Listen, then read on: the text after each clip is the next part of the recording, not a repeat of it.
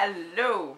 So, continuing on with this wrap up, so to speak, of 2017, I've decided to name off and list for you guys the most disappointing reads that I've had in 2017.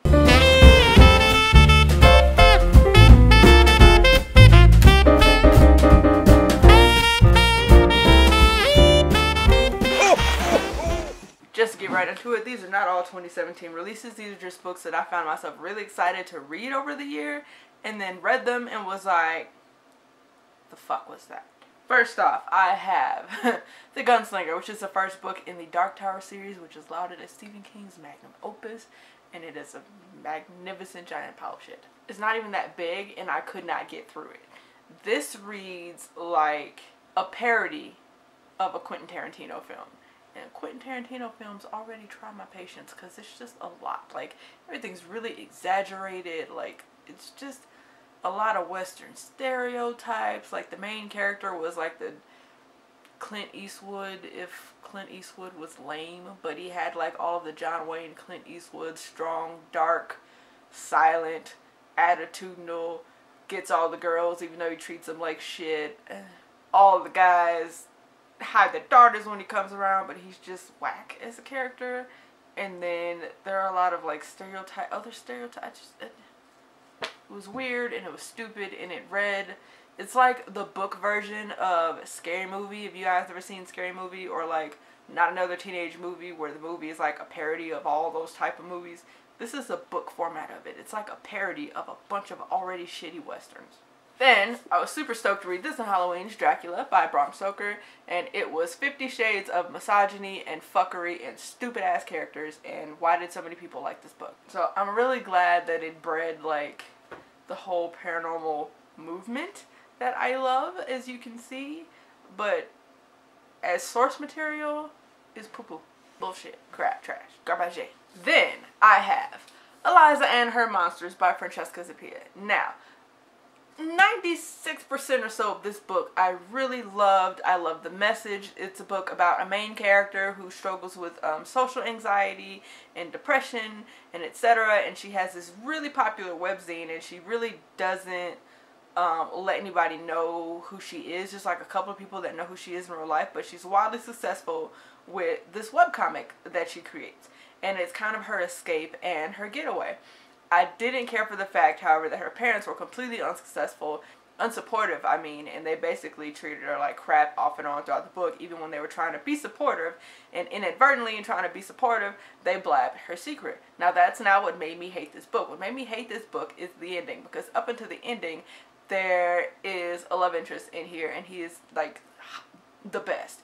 Because he has, like, some kind of social anxiety, crippling type deal on his own, and it helps them like bond and understand each other, and they get what each other is missing from interactions with everybody else, and they make a really good pair.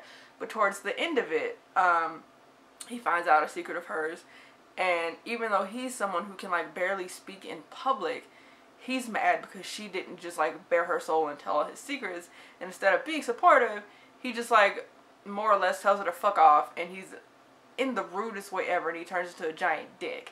And then because she doesn't really take the turn of events well, and she's fighting with depression and so on, she kind of has to withdraw for a while, and she can't, as people who are depressed do, they really can't do the things that they love when they're depressed. They just don't want to do it.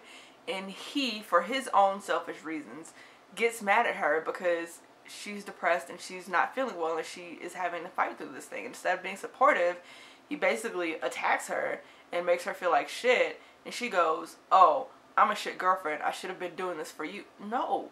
No. No. No! It just ruined the whole book for me, even though it was like literally just the ending. It was like maybe 20 pages, no, like 20 to 50 pages at the end, and it just thoroughly pissed me off and ruined the whole book for me. And it had, like, it was such a beautiful story up until the end. I freaking loved it. I tore through it, and I got to the end, and I was like, what did you just do? What happened? No! Why? It turned into this story, like this mental health story, in where the character doesn't, like, want to fix herself for herself, or get better for herself, or find a way to struggle through her anxieties and her depression on her own. She does it because the boy's gonna break up with her if she doesn't. This was probably singularly my most anticipated release of 2017. Fleming the Mist, Byron and Addie. Now, I will preface this by saying that I fucking loved The Wrath of the Dawn. I read it, I think, twice this year and once last year, around the end of the year when I discovered it. I have 2 copies of The Wrath of the Dawn and 2 copies of The Rose and the Dagger. One of each are autographed. And I was just super stoked when I found out this book was coming and wanted the fairy loot boxes because it was already pre-ordered. I was fucking just, oh my god, I could not contain myself. And then I got it and I read it and it was so boring. Not only was it boring, the main character was stupid. And there was a lot of, I'm going to tell you a thing, but I'm not going to show you. So I got a lot of, this is Mariko. This is the main character. She's a feminist. She's really smart. But she's acting like an idiot the entire book, and she didn't do not one feminine, like didn't support, she just talked a lot of shit that she didn't back up, and it was really frustrating for me. And then there was Insta-Love that was stupid, considering Mariko was dressed as a boy the entirety of the book. So I really didn't have any choice but to be Insta-Love. If it wasn't Insta-Love, then the love interest was bisexual, which they kept saying, it kept trying to make clear that he was not. So then there was this magical, oh, thank God, I'm not really gay. I somehow knew you were a girl. Like, literally, she's revealed to be a girl, and then they profess their love and he kisses her, like, the same, like, hour period. So that was really frustrating for me because I loved her other books, and I don't know if I want to read the sequel or not because that one was just fucking weird and boring, and it was strange, and there was like vaguely mentioned magic for like 3 pages out of the whole book, and it wasn't described. There's no system. Everything was random. Main character was a dumbass. I'm bummed. Still, every time I pick it up, I'm just bummed. Then there was War by Cora Comerick. This came in a fairy loot box as well, and when I pulled it out, I was super excited when I read the summary because there's like elemental magic. The main character has white hair. It was giving me like Storm from X-Men vibes, and I was like, fuck yes, give it to me. And then I read it, and it was like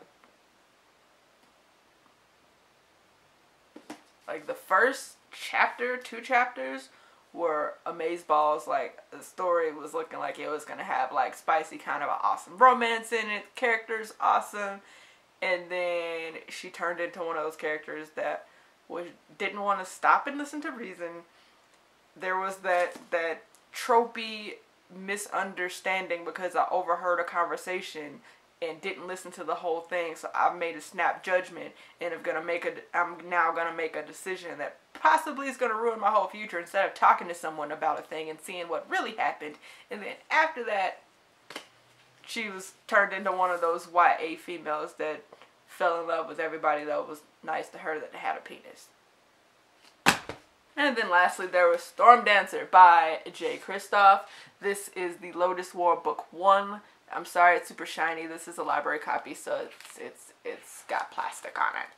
I mean, it's a library copy that I own, but it's got plastic on it, so she's shiny. I was really super excited to read the series. I've been stalking like Book Outlet and thrift books trying to get the entire trilogy in hardcover. It's supposed to be like 57 Ronin, but steampunk. Is it 57? I think I'm just making up numbers now. Whatever. It's like samurai, steampunk, lady warrior, badassness. And so I was like, those are all the things that I love. Okay.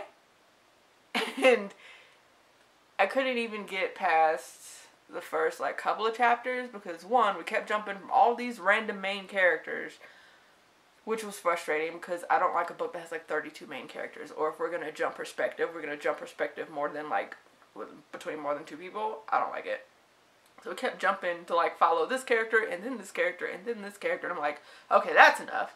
And then it was just very like, the Japanese culture wasn't like legit Japanese culture. It was just very stereotypy.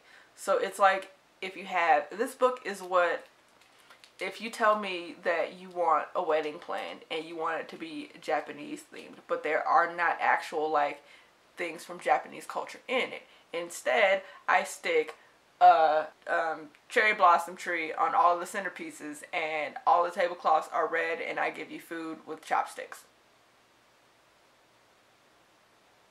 Everything in this book was fucking cherry blossoms. There's cherry blossom liquor, there's cherry blossom drugs, the fucking blimp things were run by cherry blossom fuel. I'm like, you get it. It's Japanese. Maybe could you put some legit Japanese in here and stop with the fucking cherry blossoms every 32 seconds? It was annoying, which I'm bummed about because I really, really loved, before this, I had read Illuminae, and I was like, fuck yes, give me more of this writing. And then that's how I got to this series. And I didn't even get to the cool parts because, like, the cherry blossom thing, like, the inaccuracy of the Japanese culture, coming from somebody who's not Japanese, and I could see all of the inaccuracies already, that was super frustrating. So I imagine if I was Japanese or Japanese American and was reading this, I probably would have threw this book across the room. I will try to read it again because it probably is a really awesome story once I get past that. But, I mean, someone who just casually watches anime can go, no, that's not right. No, that's not right. No, that's not right. The use of honorifics is wrong. Like, what? What? Research. It's not hard. Research. Otherwise, don't make a book in a culture you're not familiar with. Just a thought. I mean, it's super fucking frustrating because I do like Jay Kristoff and I hope he never watches this. He's probably going to be like, oh my god, what a bitch. But, yeah. So those are my most disappointing reads of 2017. What book just utterly disappointed the ever-loving piss out of you this year? Let me know down in the comments and I will meet you there. I'll see you guys later. Bye-bye.